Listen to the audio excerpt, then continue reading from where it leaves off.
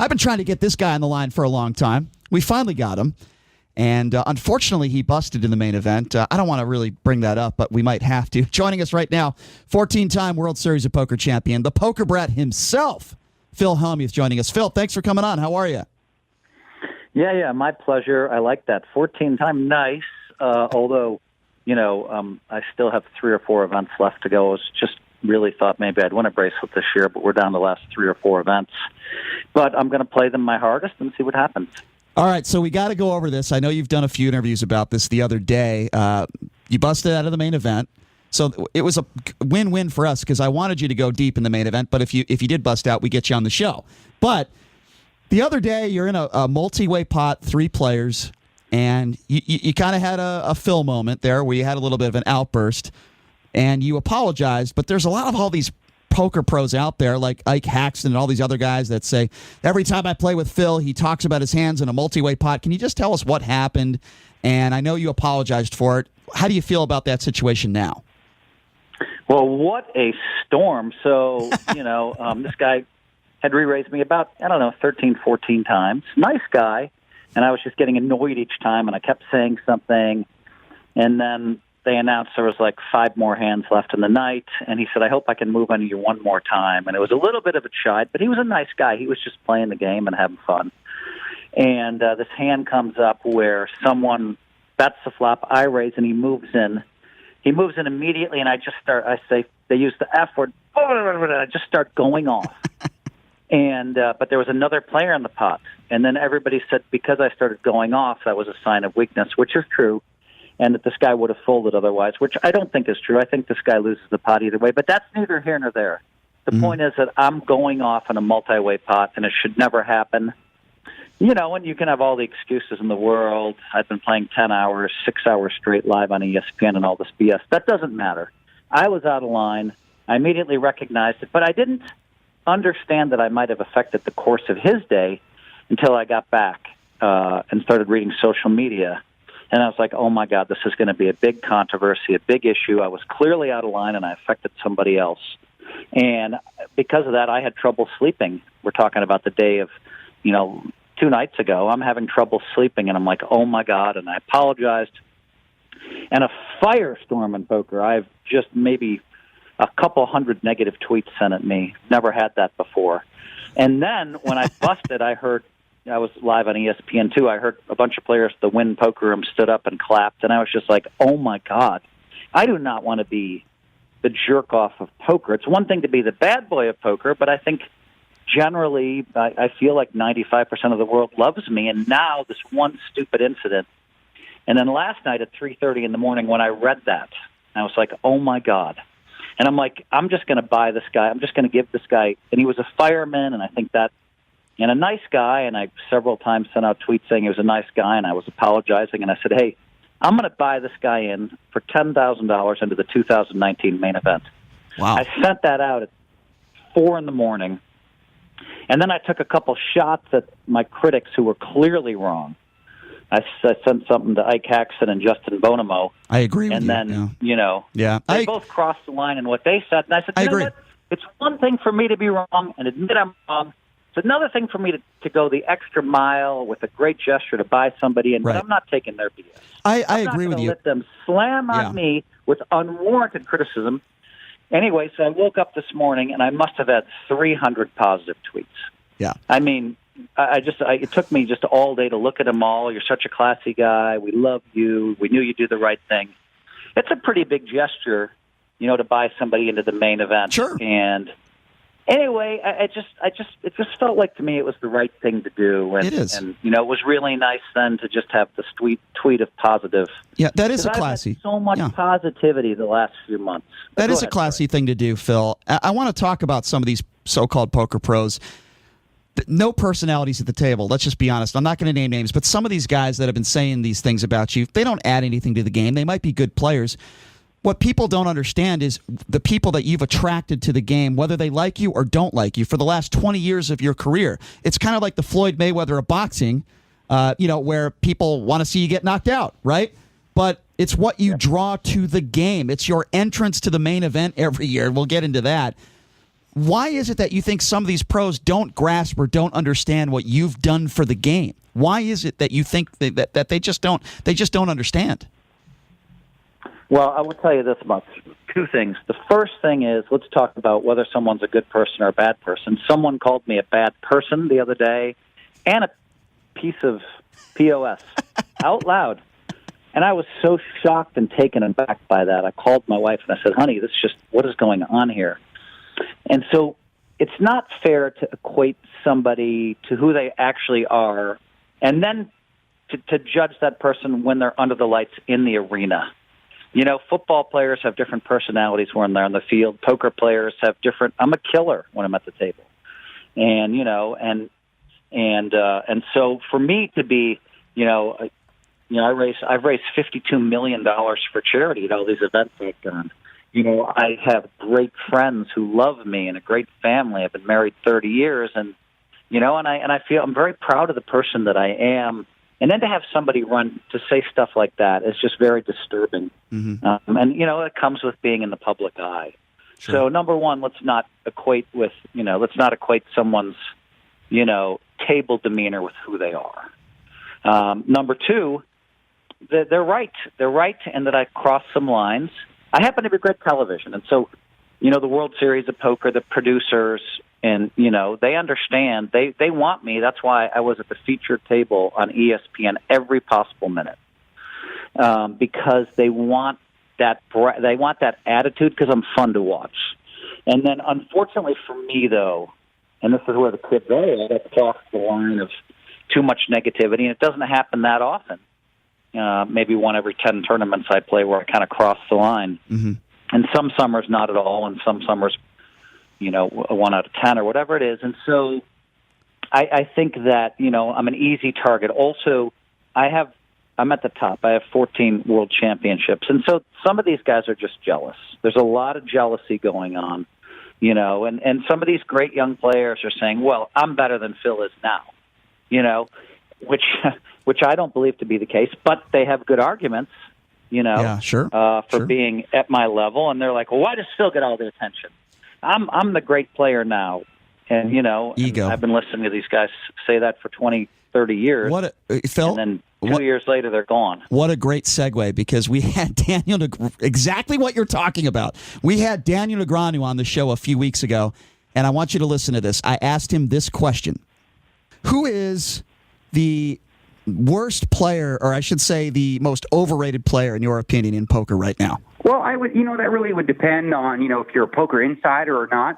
If you're thinking about like sort of the spectrum of the average fan, it's definitely Phil Hellmuth. Okay, Phil, got to get your response to that. Well, Negreanu is no stranger to needling me. So, first of all right, I'm going to answer. I'm going to say this. I'm going to say part one and part two. Part one is Negreanu wrote 80 negative blogs about the way I played poker in 2009, 2010. When I didn't win anything for a couple of years. And then in 2011, I had 3 second-place finishes, second in Player of the Year. In 2012, I won 2 bracelets, and I made him eat all the words. I took the Negreanu 80 blogs, printed them out, cut them into little pieces, and put them in soup and said, here you go, Daniel. And, that's exactly what happened. And then he's come at me over the years. And then last year he chose, after I finished second in a World Poker Tour it was 750 people. And then after I won a heads-up championship where I allegedly played the 2 best hold'em players in the world and beat both of them, then Negreanu comes out and says, Phil's no good at hold'em anymore. And, my agent is like, what is going on? Because we have the same agent. I mean, he's in shock. We're all in shock. We're all like, what? Daniel has something weird going on. I don't think he's won a tournament in Vegas since, 5, 6, 7, 8 years. It's been a long time since Daniel's won. And I think because of that, he gets himself in a position where he kind of, wants to maybe spotlight off of himself. And so, and so I think that happens to him. I think he has a blind spot. And, every few years, oh my God, my phone's going off the hook here. That's okay. Oh my God. Every few years. If it's Tiger Woods, pick it up. Every few years, Negreanu seems to just attack the way I play poker. Why is that, though? Why do you think he does that? I really don't understand it. I mean, he thinks there's always a new theory. Oh, my God, what's going on here? This is the middle of an interview. In the middle of an interview. Hello? Can you call me back? Thank you. Can you tell us who it was? Oh, my God. Anybody on the Golden State Warriors? No? It might have been hotel security. I don't know. I mean, they have these new laws where you have to have somebody come in your room every 3 days. Yeah. And and if you don't, then they will. If you don't, then because of what happened, with when what happened October 1st here. So anyway, okay, let's get on track. This is a part of the interview you don't see every day. That's okay. We're letting you go, Phil. Please. The floor is yours. Okay, so Negreanu is interesting because he does. I think there's something wrong with his sense of reality sometimes, and because you don't come along and say after the performance I had last summer, you don't then come a month later and say Phil can't beat the players. And going into last year, I had one of the best records in high rollers. I was the only one that's had 3 top 10 finishes in the one drop. I only played it 4 times. Mm-hmm. So for him to say, "Oh, well, you can't compete against this group or that group," I think sometimes he gets a little delusional. That's fair. And, that's fair. Fair to say. But he helps me, and I told him that to his face. I'm not hiding we're not hiding anything here. No, I told that to his face, and he says, "I guess I'm good for you. I motivate you." That's a good thing. Talk, and we're friends, right? I know you guys are friends. No, I know you guys are friends. Yeah, I know you guys have a good relationship. I wanted to ask you about poker ratings because you've been the face of the sport, let's be honest, for the last 20 years. The ratings in poker are down. Nobody's watching the World Poker Tour anymore. The main event of the World Series of Poker is okay, but it's not what it once was. Guys like you, Daniel Negreanu, who we're speaking about, Mike Matusow, the personalities of the game are what draw people in. The diehards are always going to watch, but I don't think people understand. People like you and Daniel and Mike Matusow are what made the poker ratings what they are, and now they're dropping. Why do you think that is? Well, I think actually the opposite is true. I think that the ratings were dropping starting in. We had this ginormous boom all the way till 2009, 2010, and even I think it was 2012 where poker, all of a sudden, online poker became illegal, and then we turned the other direction for a while. But now, I mean, we had our second most number of players in the World Series of Poker ever this year. We're live on ESPN like 13 days of 3 or 4 hours a day of poker. Poker Go, which is an app, which people are paying $10 a month for, where you get network quality poker. All right, it has like 90,000 subscribers. So poker's really flying back up right now. I think the opposite is true. I do think that, we've had a bit of a personality problem in poker, right? Whereas we've discussed it earlier in the call where maybe I'm a little bit too much sometimes. We've had a lot of people that are just boring and not fun to watch. Don't want to mention any names. And I don't know, and it's really bad for the game. They don't add too much to the game as far as that goes. Mm-hmm. And so I think that side of it does hurt the ratings a bit. Phil, JD here. So I've got a friendly wager with Mr. Shapiro so next year is the 50th anniversary of the World Series of Poker. It's the 50th year. And I think that there's going to be about 10,000 plus entries in the main event. Do you agree with me? I agree. I think next year's going to be a record year. And I think that there's so much, people just see how much fun it is to play in the main event. And just there's such an amazing vibe in that room. And all those people want to come back and play. And $10,000 each year means less and less. The economy is booming, man. There's more money out there than ever in history, which you can probably always say during a boom. But it's just crazy with the Bitcoin and everything else. And, yeah, that's been set back a little bit. But it's amazing, the stock market. It seems like the economy's booming. And so I just anticipate with the love of the game, and we're just going to end up with a ton of players. There's just so much great energy. You can just feel it. So to me, it just feels like poker's just about ready to hit a mega boom. And also, the minute that online poker gets legalized in the states and in most of the states, or at least half of the states, we're gonna probably spike up 20, 30, 40% in 1 year. Wow. It wouldn't surprise me if poker is completely legal. They're moving on sports betting now, as you know. It wouldn't surprise me if poker is completely legal. And, in 5 years, if we have like 23,000 players in the main event. If you're just joining us, 14-time World Series of Poker champion Phil Hellmuth. Trying to make it 15. His WSOP is not over yet. A few more quick questions for you, Phil, then we'll let you go. And we really do appreciate your time. Chris Ferguson, obviously it's been a big topic at the WSOP the last few years. He's been playing, and a lot of people are very angry at him still. He makes this 40-second apology video, and Danny Negreanu has been one of those people that have been against it and said, wow, what a heartfelt apology. Have you been one of those players that have been on his side and said, look, the guy paid his dues, let him play? What is your thoughts on Chris Ferguson today and Howard Lederer? Well, I have to be careful because I went public supporting Chris Ferguson, and then people made a bunch of good points against. All right? And, what I do know is Chris is not a criminal, and he's not a thief. Okay? That much I know. And there were decisions made with Tilt, his company. There were decisions made. I know, and the other thing is that I happen to know that when they had a vote as to whether or not to continue giving dividends, even though it was with players' money, Chris voted against that, and yet he's been the guy that's been held the most accountable for that. But the point is, I don't want to intervene, and I just happen to be a more forgiving person.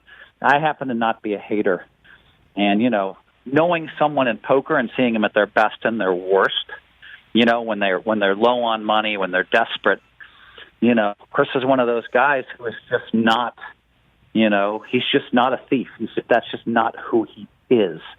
And Chris had issues because he felt he didn't want to apologize. He's like, I did nothing wrong. You know what I mean?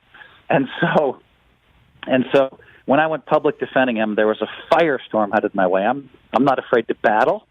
I handled it well. I answered every single tweet sent my way, and and the guys convinced me that there was some stuff there that I can't defend, because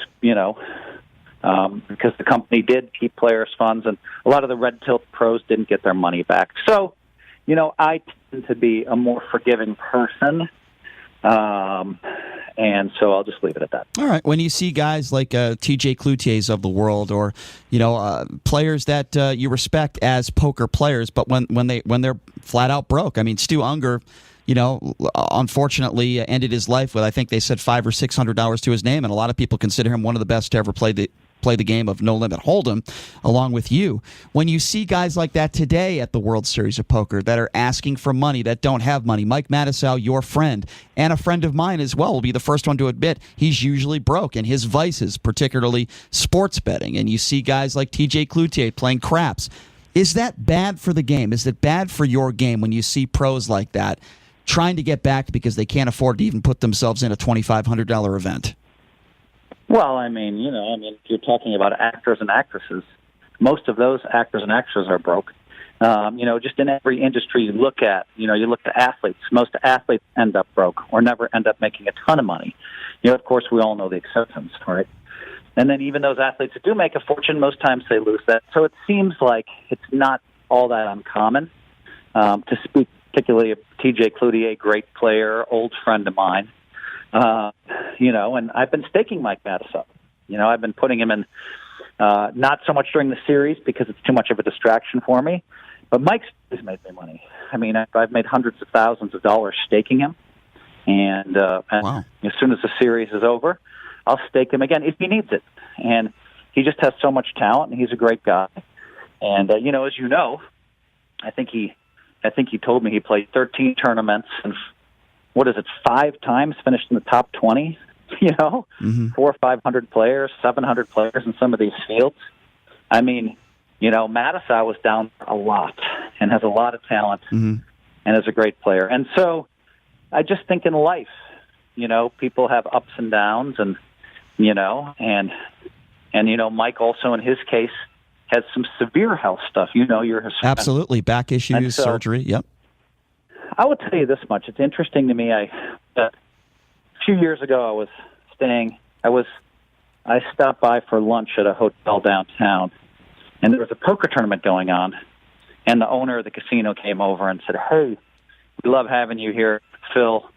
We want to give you this huge suite." This was before I had to deal with the amazing Aria.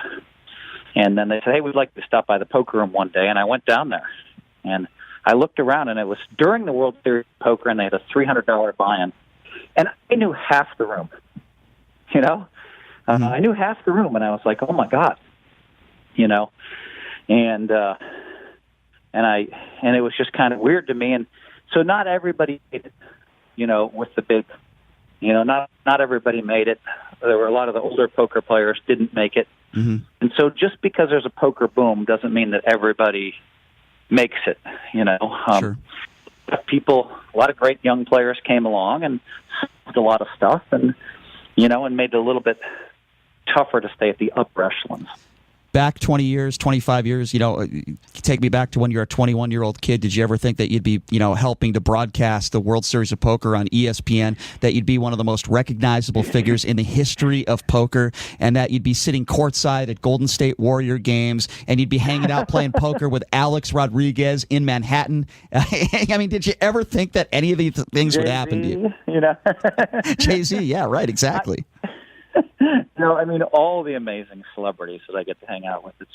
It's a little bit mind-blowing. I'm talking to, they want me to go up on Keeping Up with the Kardashians next week when I'm in L.A. They want me to teach Chloe how to play that thing. And so, we're trying to work out a date. I'm there filming for the World Poker Tour. And, and it's crazy to me. I didn't see it coming. I knew poker was going to be big. I went on a record in the 90s saying we're going to have so many people have to have the main event in the stadium. I said that much. But did I know that I would, I'd be emceeing, tournaments for U.S. presidents?